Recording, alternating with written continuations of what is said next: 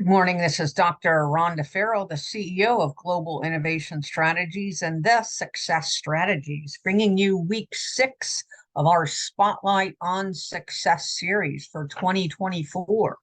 In case you are new to this week, we have discussed multiple topics in 2024 today, all building on one another.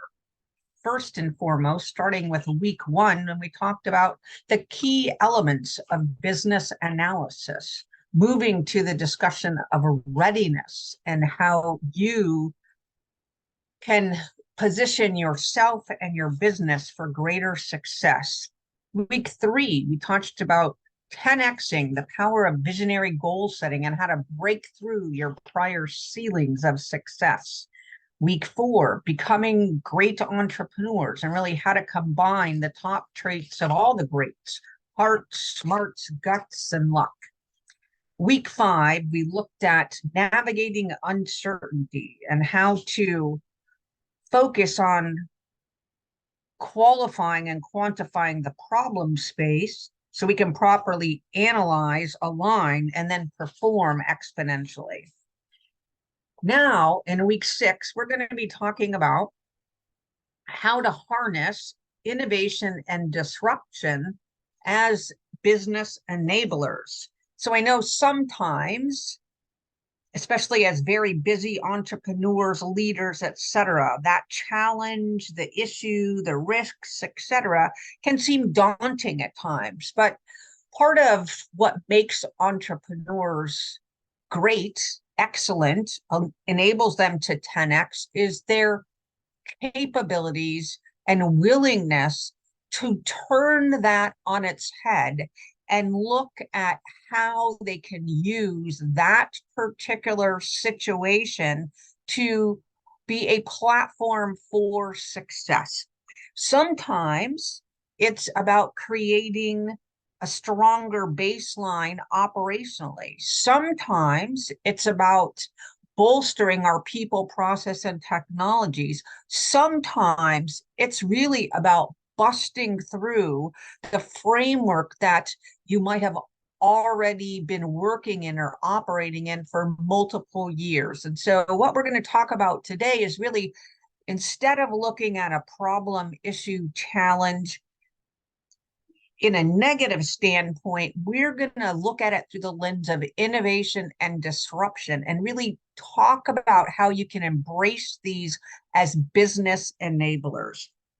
First and foremost, we need to shift our mindset and our culture. We talked earlier about hitting that ceiling of our success, and oftentimes that happens because of our unwillingness to examine the merits of ideas that may not necessarily be in your toolkit yet. So maybe new people, new technologies, new processes, new models, but you're just not there yet. And so part of us honoring innovation and disruption as a business enabler is to help you open the scope and scale of what you're willing to potentially consider, if nothing else, as an idea that can help your business move forward. And so we talk about embracing a culture of continuous innovation. And how can we do that? You might say, well, if I'm stuck in my framework and I've hit my ceiling of success, how in the heck am I supposed to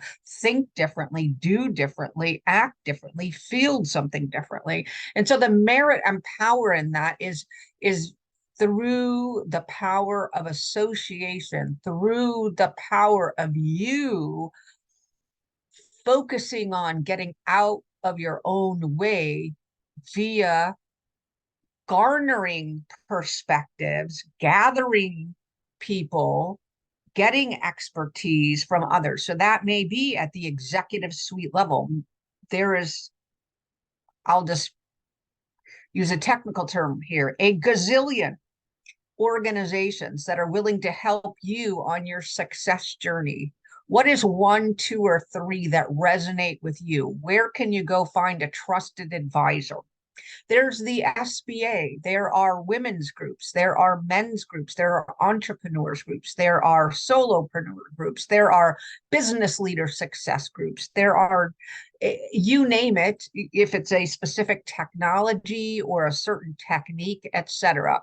I'd start general, because oftentimes when we're trying to bust through that ceiling of success with business enablers, we need to help you wrap your head around what that next leg of your journey might look like, and to get you amped up and to get you shifted so that you're willing, you're ready to accept new ideas, new technologies, new processes, new models before you bring in experts to help you get there. So we're going to create this baseline of readiness through your power of association. And we're going to ask you to come up with 10 different questions, 10 questions for other people that could help you bust through your current ceiling for success. That could be monetization. That could be automation. That could be AI. That could be technology. That could be business model. That could be the way you're structured. That could be the way you're harnessing workforce or contractors or partners. That could be your clients and customers that you're serving. That could be your portfolio. But 10 questions that you want to ask of others that are innovation and disruption oriented so that we can help you break through your ceiling for success. The next thing is, once you're ready, once you've turned the corner to embrace that level of uncertainty as a momentum creator for your business, a momentum creator for your success, an enabler for you to be able to scale. Now we want to understand a couple different things to help you get there. And first and foremost is technology is your friend. And so how can you better understand and leverage emerging technologies if you're not necessarily a techie, right? And that's where kind of that readiness comes in. So it's a three-pronged approach, right? First, we have to drive awareness. There's probably plenty out there in the ecosystem right now for you to pull from, but maybe there's a top three, top five that business entrepreneurs or business leaders could harness in 2024, 2025, or beyond to enable their business to scale. Maybe that's a starting point for you to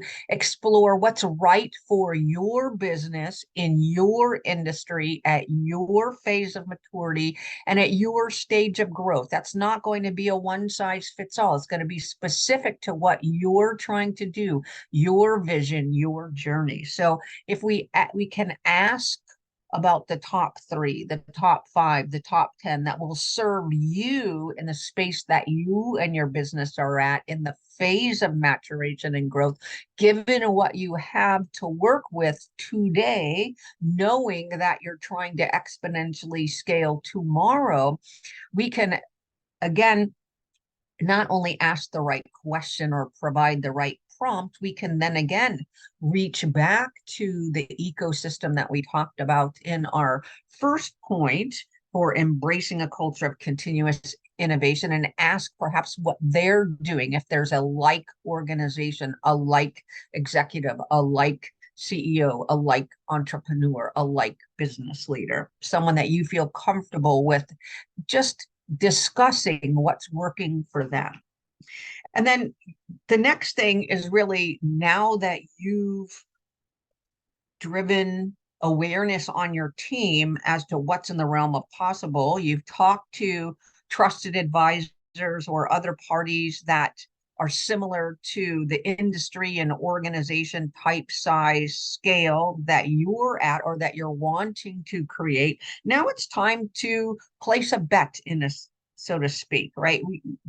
What's the one thing you can do in 2024 that's going to create the most value and benefit for your customers, your partners internally?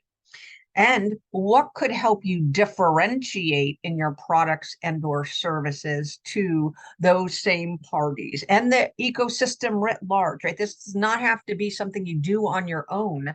The wonderful news is that even as solopreneurs, entrepreneurs, business leaders, we have a wide range of organizations that are already doing these things. So sometimes all we have to do is reach out to them and ask to see if they want to be part of your future success and vice versa. So next would be creating a short list of the technologies that you want to pilot. I suggest starting with one. That makes it easy on you, makes it easier on your team. And then you can cherry pick. If that one is going well in 2024 and you're getting the scale, you're getting the results, then please go to number 2, 3, 4, and 5. But the most important thing is driving awareness, driving engagement, driving adoption, driving use, and driving success for you and your business in whatever form that looks like. We talk a lot about emerging technologies, but continuous process improvement, business process reinvention, etc., falls into this category also, right? Because sometimes it's not the technology, so to speak, it's the middle layer between the people and technology that's going to give us the greatest additive scaling that we need for a certain point in time, right? So we prepare our team through readiness, we examine one technology for use and adoption, and then we really focus on what's that middle layer of process, business process reengineering, continuous process innovation, etc., that can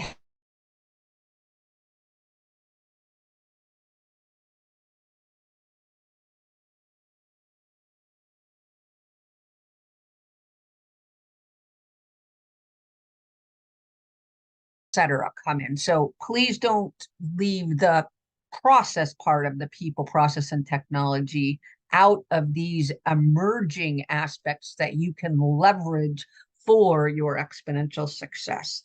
And then last but not least, and perhaps the most important, right, as we wrap our heads and mindset and culture around continuous innovation, we're leveraging these new technologies and processes, and that's to move from reactive to proactive, right? How can we harness these to anticipate the changes for our clients, our customers, our partners, our workforce in regard to behavior and preferences? How can we create a stronger portfolio of products and services?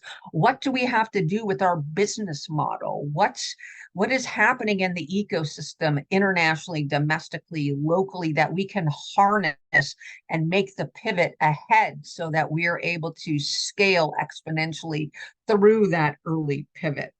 So we want to really drive you in the first two to be able to harness analytics and customer feedback. Then in the last one, we want you to be able to use the information that you're gathering and analyze it in such a way so that you gain inserts. We want you to be ahead of the curve, proactive, looking for disruptions that you could possibly bring to the marketplace in one way or another, right? So we really do want you to bust free of your current operating framework and you harness these three areas so that you can pivot and scale. And the only way you could do that is through differentiation and value. So you want to be the leader, right? We want you to be the leader, strategically inserting before some other organization, some other leader has already gotten there, right? Because it allows you to have the headwinds necessary in that early pivot to monetize, to disrupt, and then to create a new standard and model for others to follow. So what enables that for you? If you're not familiar with agile methodologies, either from a system development lifecycle or from a business model perspective, I suggest you go out there. Safe Agile. If you look at business agility, doesn't matter if you're doing technology or services, process, focusing on people, it's going to have elements that you can harness and use to help you be more nimble, help you be more flexible, to help you really focus on where can you derive value at every step. And just know that this doesn't have to just be an inside out job. You don't have to do all of this on your own. The merits and the value in the disruption and innovation is through the conversations, the collaborations with others out in the ecosystem. So don't think you have to go it alone. Ask the questions of your ecosystem, ask the questions of your communities you're serving. And please don't forget the power of parallel thinking to bring innovations and disruptions where no one is in your circle is currently talking about. So we invite you, agile methodologies, parallel thinking, inquiry across the broader ecosystem to help you remain relevant and competitive for your rapidly evolving marketplace. Again, this is Dr. Rhonda Farrell, the CEO of Global Innovation Strategies and these success strategists, thanking you for being here on week 6, hoping these 3 tips for harnessing innovation and disruption as business enablers were of value to you, and we look forward to connecting with you. You can reach us at www.gblINNOV.stratllc.com or CEO at the same domain name. We look forward to serving you next week.